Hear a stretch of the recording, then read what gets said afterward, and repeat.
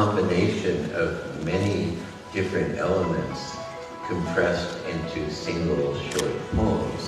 You have the very precise observations of nature.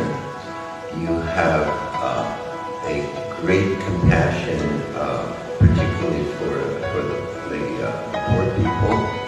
You have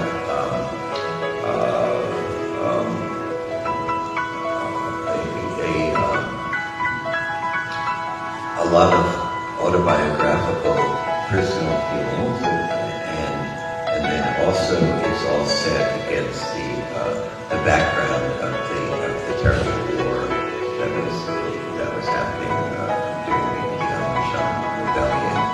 So you have all these, the empire is in ruins in the first line, and in the last line he's worrying about his hair falling out. 作者诗人对于杜甫都有特别的心境感觉。我觉得这种心境感觉入言就来自于杜甫的这种非常精合的诗歌能力家国、天下、个人包括文明的衰落历史的变迁、沧桑。杜甫他怎么才能够有一本他的自传，而不是别人写的这个传记？我当时就非常的好奇。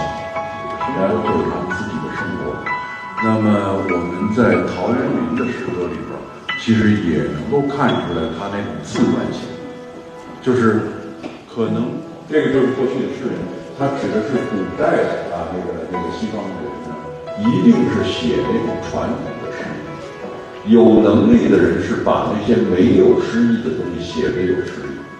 这个杜甫在这一点上是非常有